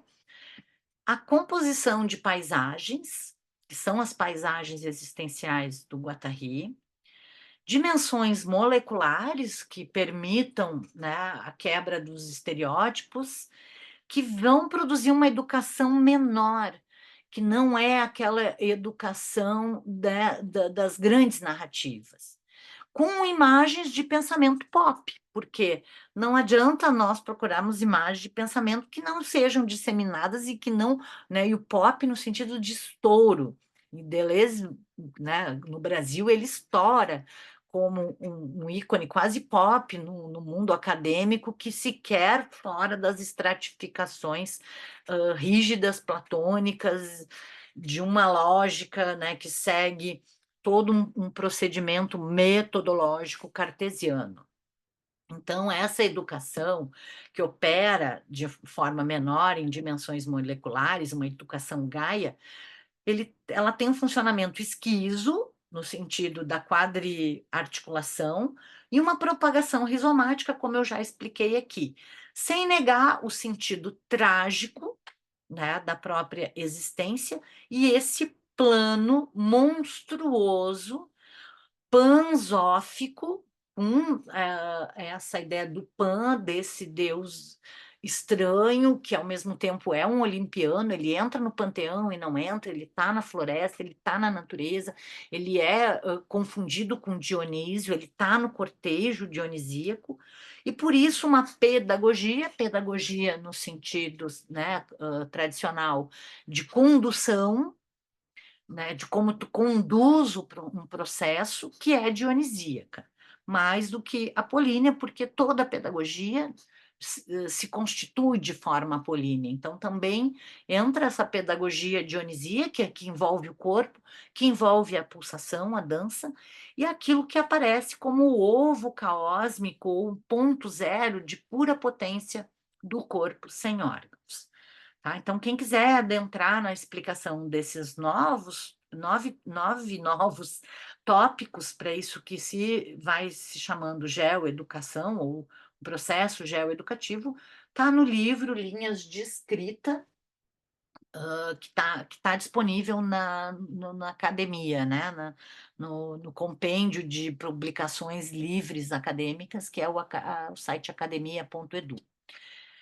Então, aqui volto para as margens, aqui é uma colagem, um desenho com colagem com todos os elementos, né, barrocos, que envolvem esse plano monstruoso de pensamento dionisíaco, o ovo invaginado demoníaco, implicado numa noologia rizomática. E eu termino com essa frase que está na lógica do sentido, que é Nietzsche. Nós começamos a aula, né, com Nietzsche, porque não tem como compreender o sentido trágico sem o eterno retorno de Nietzsche. Entreviu como em um sonho o meio de pisar a terra, de roçá-la, de dançar, lembrando aqui, parênteses, que Nietzsche só acreditava num Deus que fosse dançante, ou seja, Nietzsche, né, já acreditava em Shiva, e trazer de volta à superfície o que restava dos monstros do fundo e das figuras do céu. Mas é verdade que ele foi tomado por uma ocupação mais profunda, mais grandiosa, mais perigosa também. Na sua descoberta desse fundo infinito que está lá na diferença e repetição, ele viu um novo meio de explorar esse fundo, de levar a ele um olho distinto, de discernir mil vozes, de fazer falar todas estas vozes, correndo o risco de ser tragado por esta profundidade que interpretava e que povoava como nunca, nunca havia ocorrido. Então é por aí, né, que eu termino, tá? A aula ela ficou um pouco comprida, mas é que ela era comprida, e aí eu tive que retomar uma parte que já era.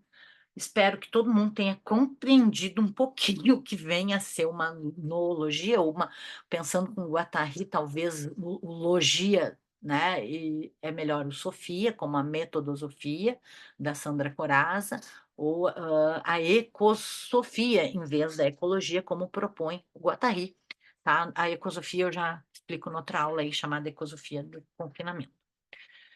Obrigada, gente.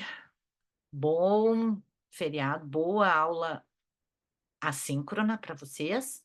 E aí, procurem, então, ler o Aleph, de Jorge Luis Borges, para a gente conseguir entender o espírito dessa aula, que é tudo ao mesmo tempo agora, e que procura um filo rizomático na sua constituição.